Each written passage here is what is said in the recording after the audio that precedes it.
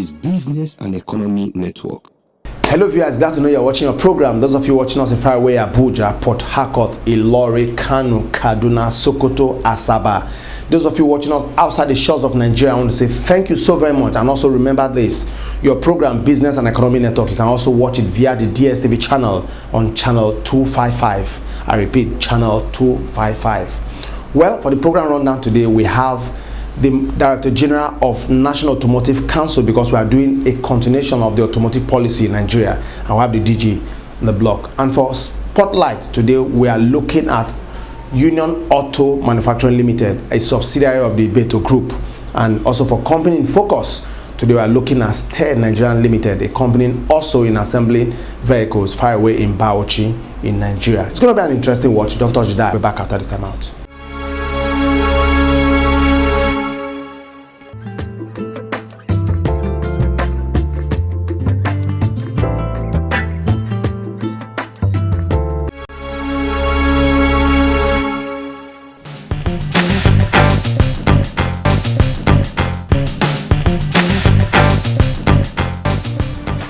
The Automotive Industrial Revolution Plan is aimed to increase the GDP contribution of industry.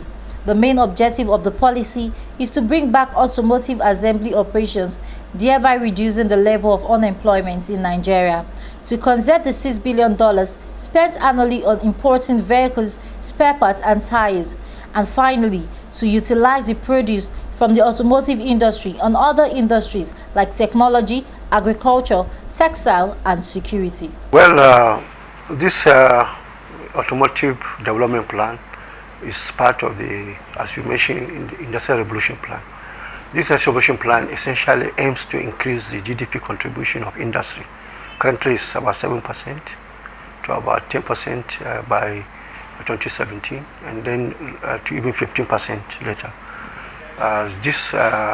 The contribution industry is because industry have so many linkages. Utilize your local raw materials, you manufacture, you sell, and then some of the things you are importing, you now substitute for the local industry. For instance, in the cement industry, as you notice, we used to import cement. Now we are being exporting. We are using our local raw materials, we are creating jobs. So there are other aspects, other plans like the sugar policy. They just finished the textile policy. So this is the automotive policy now, which the main objectives really are: one, to bring back assembly operations, automotive assembly operations, then develop local content. Why would you want to do that? Because we have potential for job creation, as you mentioned. The assembly plant, then the local content manufacturers who will supply the assembly plants. All these are going to employ people.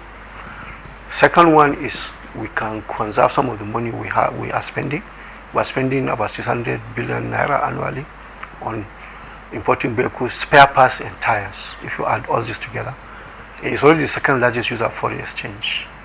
And you can see with this, for following of crude oil price, we need to diversify. Diversification is to produce more, to reduce the reliance on foreign exchange demand by different industries. So this is one of the objectives.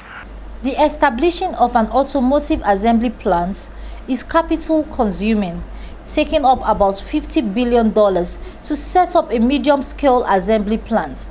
Considering the fact that the return of the investment is globally low, within the range of 3 to 5%. It is imperative that the government adopts, encourage and nurture the automotive industry to ensure that standards and quality is maintained. At Bonn, we are doing Hyundai. It's the latest Hyundai you find anywhere in the world. We are doing Nissan. It's the latest Nissan you find anywhere in the world. In Kaduna, they are doing Peugeot. It's the 3508, the 301, the 308. These are the current models anywhere in the world. You have been to Unison, you have seen the vehicles here. That's why I dispute. This policy is to attract manufacturers, OEMs, to come in. We are hoping this year Renault, Kia and Honda will start, and Volkswagen, they will come to start. So these are standard. And one thing we should realize is that when Nissan has Nissan as a badge, they make sure the quality is the same as any Nissan everywhere. Because if there is a fault, people will not say Bonn or Nigeria makes a bad Nissan. They say Nissan is not good. So they are jealous of their name. Once they put their name, Nissan, Hyundai or Peugeot, allow their logo to be on the car assembled in Nigeria, it means they must make sure it meets their standards. So that is what I will assure the people. When they see that name, that logo, they assure them. In fact, that is why before Bond started, the Nissan came for about 2 months. 3 months, they were training Nigerian staff, in particular on the quality control, to ensure they have good quality. The standards are by the Standard Organization of Nigeria. They are in charge of the standards, but we are working with them to ensure standards.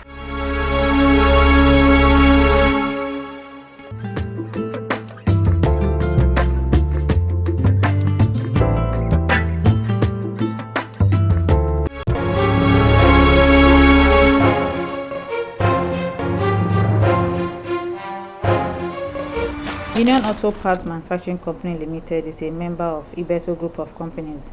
The company started with the manufacturing of dry charge batteries of all automotive, including generators. As I told you, Union Autopart is the member company of Ibeto Group of Companies, which has established in 1987. We started manufacturing dry charge batteries of all the ranges, starting from 35 ampere hours to 150 ampere hours for all automotives, including generators. Then in the year 2007, we started a new plant, that is maintenance-free, fully maintenance-free batteries, completely maintenance-free batteries, which was the first battery manufacturing company in all of West Africa. We are the only battery manufacturing company which has survived in Nigeria with the harsh manufacturing condition in Nigeria. The most of the big players like Exide, Warta, Sonensign, they have closed down their operations much earlier than a decade. This is mainly because of the commitment and the determination of our chairman, Dr. Ibeto, to make this company a viable company in Nigeria. Therefore, in 2007, he has invested and brought a new technology which is completely maintenance-free batteries, and which was one of the first battery manufacturing company in all of Africa. Further, in year 2014, last year, he wanted to invest and modernize this plant, modernize the whole plant, and to improve the quality and also to give a new look to our product, so that the Nigerian, they accept our product and they like the product, the look of the product, the appearance of the product, and the quality of the product. Along with, we have started a project, a greenfield project, that is lead recycling plant, a rotary lead recycling plant in Umuzu. So that will generate 1,800 metric tons of lead in a month. So talk about 21,000 metric tons of lead in a year. So out of which we are planning to export 1,600 metric tons per month, which will generate a good revenue, forex, also which will improve the economy of this country. Why I am calling this is the greenfield project? Because the used disposed batteries which is hazardous. So we collect those batteries, the scrap batteries, we recycle it with a state of art, and we reuse it, and remaining we export it. In order to survive the harsh manufacturing conditions in the year 2007, which forced most major industry players out of business, Union Autoparts company started a new plant that is fully maintenance-free batteries, the first battery manufacturing company in the whole of West Africa. Furthermore, in 2014, the team took up another greenfield project to do recycling of lead that will generate 1,800 metric tons and 21,000 metric tons monthly and yearly respectively. Also plan to export up to 1,600 metric tons monthly in order to generate a good revenue for the company and to contribute to the development of the economy. We have already acquired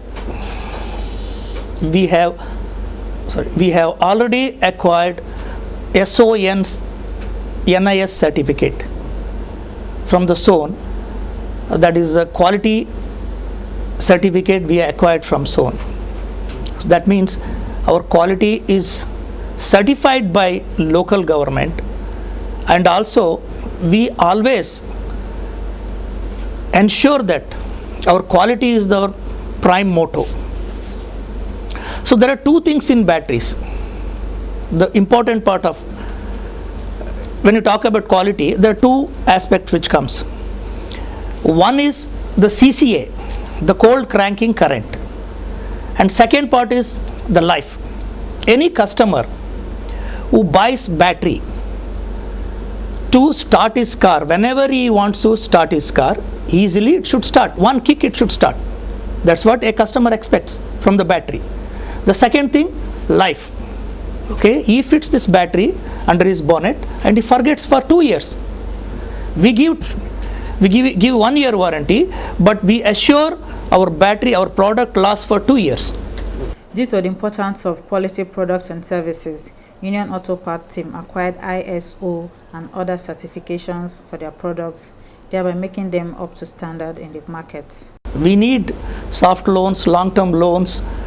As you said, it's single-digit interest, at the rate of single-digit interest, as lowest as possible. If the government can give us the interest rate, that's the main thing. We have a lot of expansion plans, because today what we manufacture, it is only a 1% of Nigerian market, battery market. There is a huge potential market in Nigeria.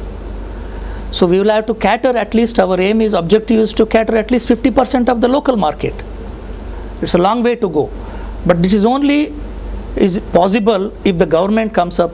The main problem is, main challenges are, apart from these funds, the power is the biggest problem. It's the biggest challenge, not only for our company, for all manufacturing sectors and industries.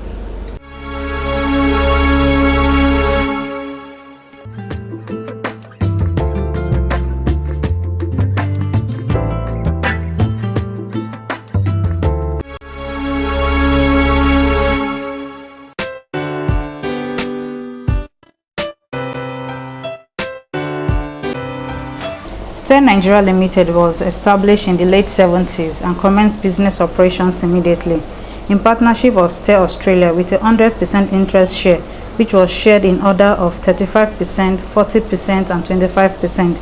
Steyr Australia, Federal Government of Nigeria and other northeastern states respectively.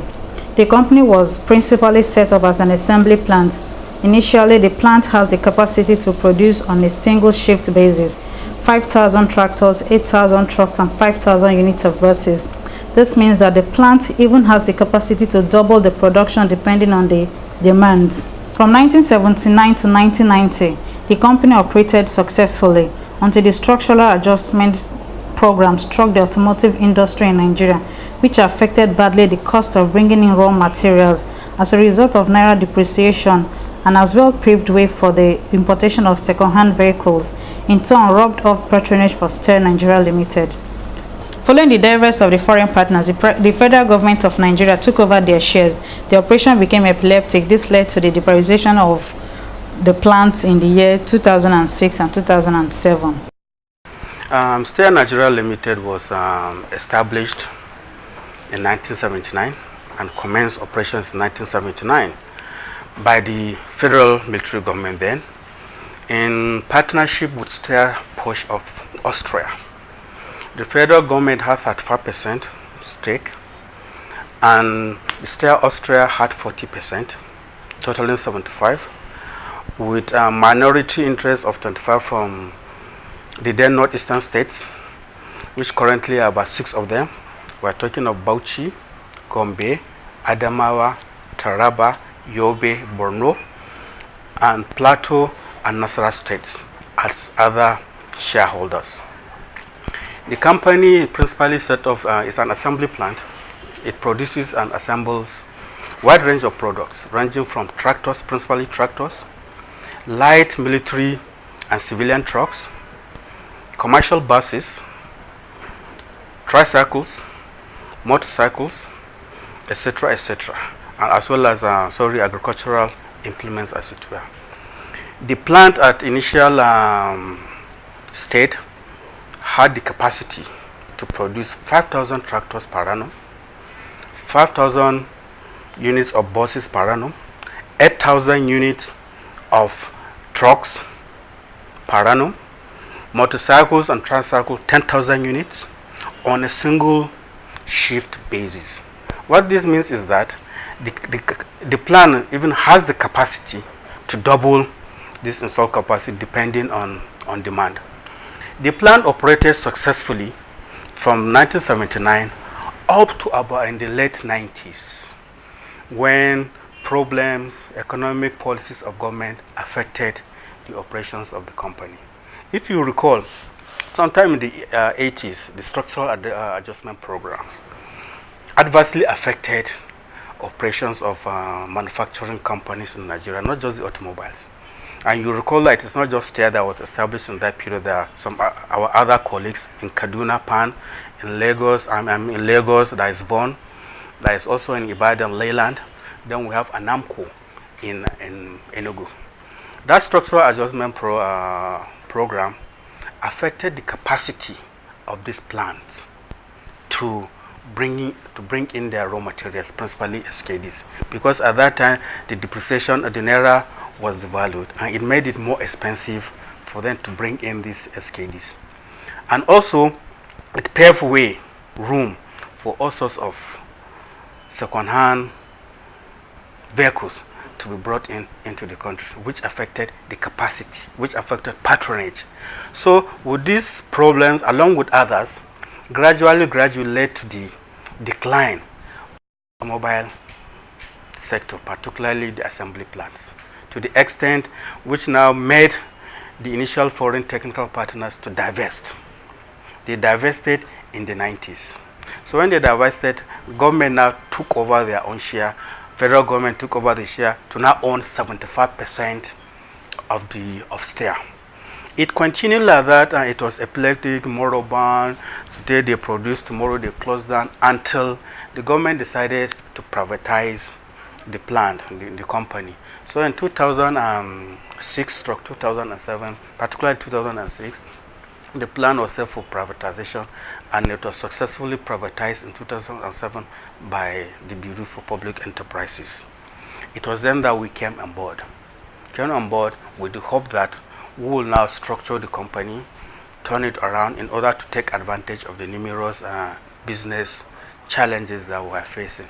But you see, unfortunately, the business challenges then had not really dramatically changed, because we faced, and we're still faced with, unfair competition, very high tariff regime, which affected our ability to remain competitive in the face of cheaper products, lower quality products that were being brought from Asia and along from other parts of the world, which affected our capacity to produce. So that is where we have been in. That is the challenges we've been facing. But you see, we still remain, we are still alive. For that is what the engineers say, the factory is alive. It's alive and kicking, hoping that with changes in policy, with changes in the business environment, other process, to take advantage of that and move forward. So that is in a nutshell what Steyr, who we are. Steyr came on board with a durable, strong and worldwide brand in the 70s. As such, their customers of yesteryears till date still believe and talks about the quality of the Steyr Nigeria product. Vehicles manufactured by Steyr can last for 50 years, though in recent times the operation of Steyr has gone low, but the firm still enjoys a high level of goodwill, which is as a result of their durable and long-lasting product. The clientele base of Steyr is basically the government, its agencies, and as well as individuals. Yeah, basically, you see, when Steyr started in the 70s, it came with a very, very strong brand. The Steyr brand is a worldwide brand, very strong, very durable. In fact, if you meet the customers of yesteryears, they still talk about how strong the Steyr vehicles are, how strong the tractors are. Because a typical Steyr tractor, for instance, can last like 50 years. 50 years with proper maintenance.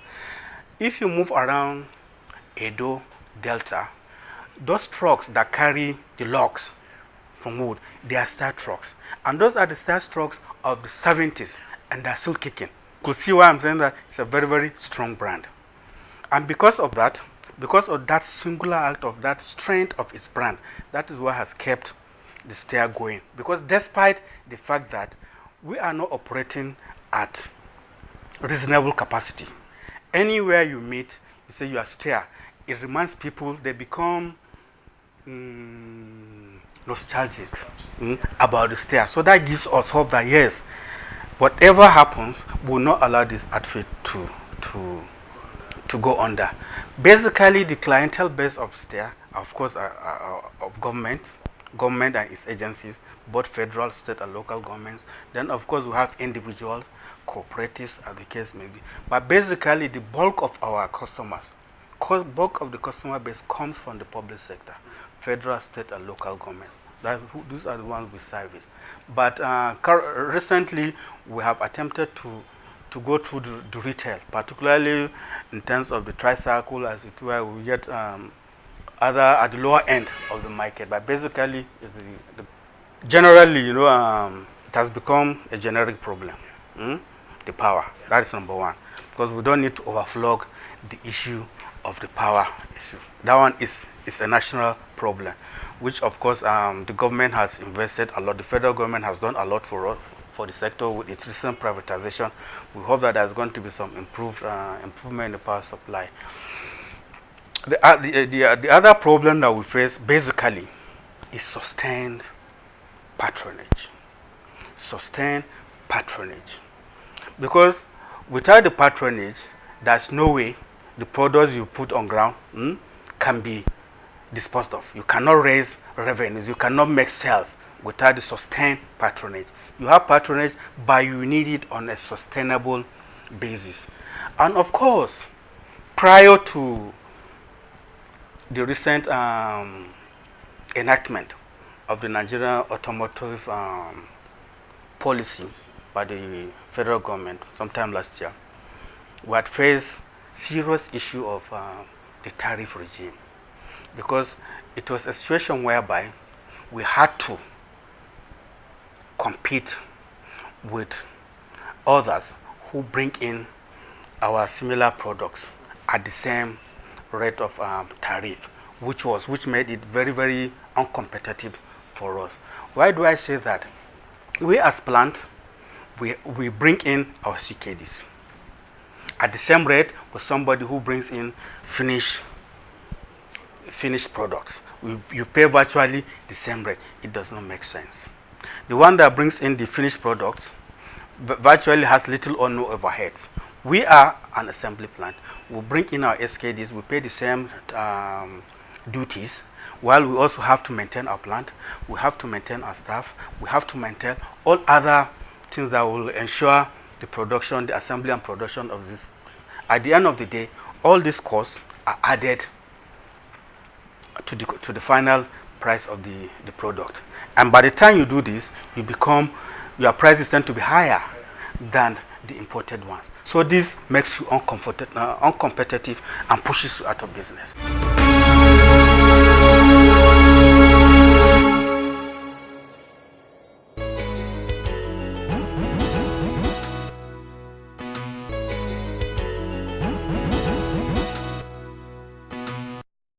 Well, Via, this is where time will permit us. Anything that has a glorious beginning definitely must come to an end. And this is where, like I said earlier on, time will permit us for now. Well, next week, we're going to come back with a bumper package. On behalf of production crew, I want to say thank you so very much. And keep living your dream. Be a Nigerian and also pray for our leaders. God bless you.